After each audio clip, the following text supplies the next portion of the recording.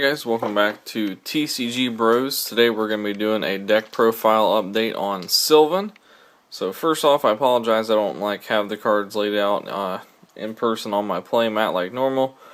This just using DevPro just allows me to save a little bit of time when it comes to editing and stuff, and I am still in a crunch for time. That's why videos have been slim like I said, but I'm going to be putting out quite a few deck profiles from this DevPro format, just until I can get things kind of rearranged from moving and stuff. So once I get everything back in order, I'll be doing my tangible deck profiles again. So anyway, start out our deck profile. I think I updated this last about 3 months ago, so it's definitely due for an update. Start off with our 3 Hermitry, that's a basic. 3 Sylvan Sage Koya, also basic. 1 World Carrot Weight Champion. I find myself using this a lot of the time just to get it into making synchro plays and stuff, because if you soul charge, you can hit Flower Knight and that, and something else can go into a Trish now. But honestly, I think most of the time Carrot Weight just becomes used for that. So I know some people play rank 4 Xyz, but I think the extra deck is too tight with Sylvan for that to be very useful, in my opinion. 1 Flower Knight helps get into Nat Beast. 1 Marshall Leaf, I don't know, I feel like Marshall Leaf's good at a one-off, but Marshall Leaf may be irrelevant in this format, but I don't know, I've always stuck with playing 1 and it's served me well so far. So 3 Lone Fire Blossom, pretty much the key of any plant deck. You've got to run it at 3. 1 Dandelion, really good for making the synchro plays that are busted, like getting into Formula Synchron and that kind of thing. So you need that. Komushumo I bumped up to 2 because I was trying out 2 Carrot Weight Champion and I really hated it at 2. So 2 Komushumo, I really like its effect for the flip when you have it set face down, but you have to be careful of how you play it. But as much back row there is this format, I feel like it's good either way. 2 Rose Lover, it's like a basic thing. Some people play it at 1, I prefer 2, just because a lot of the times you'll get Hermitry or Sage Koya in the hand, and it's really good for summoning one of those 2 because they can't do anything with traps against the card because of Rose Lover, so it's pretty good. 1 Spore, 2 Peacekeeper, that's to bring back your Lone Fires from the grave. 1 Cherub Sprout, it's pretty much how you get out stuff like Formula Synchron. You just special summon a Spore or a Rose Lover or Glut Bulb, just something to get it out of the deck. So 2 Princess Sprout for your Xyz or Synchro plays. 1 Instant Fusion. Instant Fusion is instant Trishula in this deck, so if that didn't make any sense to you, it's because what you're going to do is hit Norden, then you're going to special summon any level 1 through 4 card from your grave, and then from that point is where you want to make use of that and going into a synchro play of some sort, which what I normally would do is try to get another level 4 in the grave and have the option to bring back a level 1 or have a level 1 already on the field. So it works out a lot. Like I said, instant Trish for 1,000 life points is pretty incredible. So 1 for 1. So think, if you started out with a level 4 in your hand, Instant Fusion, or not Instant Fusion, like Instant Fusion and 1 for 1, or already had that and just got these 2 later on in the game, you could instantly hit a Trishula. So 1 Regeki, 1 Soul Charge, basic Terraforming. Everybody asks me why I don't just play 3 Mount Sylvania. It's because I want to thin out the deck. 1 Foolish, triple Sylvan Charity. You must play that at 3. Super good. Double Twin Twisters. I've seen people play this at 3 lately, but I think 2 still sufficient since my build plays 2 Komushumo.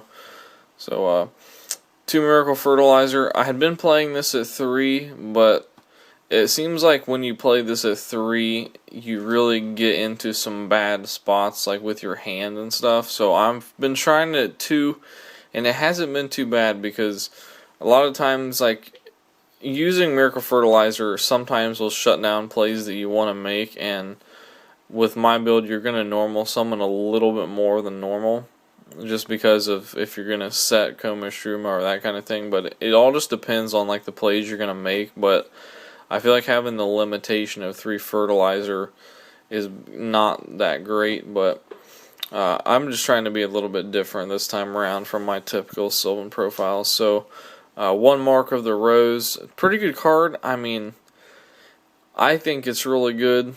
Giving your opponent control of the monster is not great, but at the same time, getting it for the turn is hopefully enough to attack for game by the time you do it, or at least steal something that you can synchro with or that kind of thing.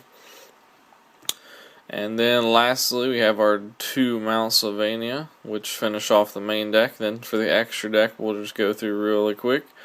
1 Norden for instant, 1 Star Eater, 1 Leo, 1 Shrishula Dragon of the Ice Barrier, 1 Crystal Wing Synchro Dragon. This card is insane. Love that card. 1 Black Rose. I feel like Black Rose doesn't get a lot of love anymore, but it's still like majorly effective every time. So 1 Nat Beast, you'll rarely go into it, but when you do, you'll win the game. 1 Armory Arm, just for the heck of it. 1 Formula Synchron. 1 number 38, Hope Harbinger Dragon Titanic Galaxy, the longest named card ever.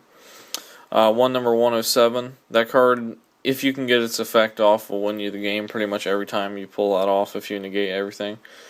1 Alsay, the Sylvan High Protector. 1 Araya, the Sylvan High Arbiter. I still really love this card and its ability to like send a high level plant to the grave from your hand and like stack your deck. It is insane. So, then we have a number 11 Big Eye, because you already know.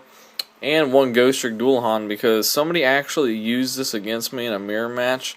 And it's pretty incredible in Sylvan. Like, to half the attack of another card is pretty awesome. So, anyway, hope you guys enjoyed this deck profile. Like I said, I'm going to be doing a few more from DevPro soon, just because I'm in a crunch for time and I need time to like reorganize my stuff from moving. So I'll see you guys soon with some more Yu-Gi-Oh videos. Hey guys, welcome back to TCG Bros. Today we're going to be doing a shorter, more like discussion type of video.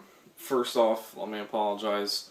I've been extremely busy just for personal reasons, and everybody else like involved with the TCG Bros channel really has as well.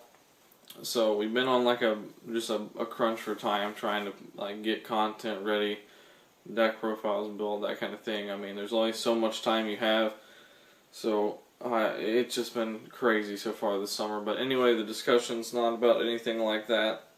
We're going to be talking about more the evolution of trading card games today, because I see big changes coming to the card game arena that I think will eventually, come to overpower the way that we do things now with like tangible cards and things like that. And I don't necessarily think that we're within sight of like things like Konami and other card game providers, like people whoever prints Magic and Force of Will.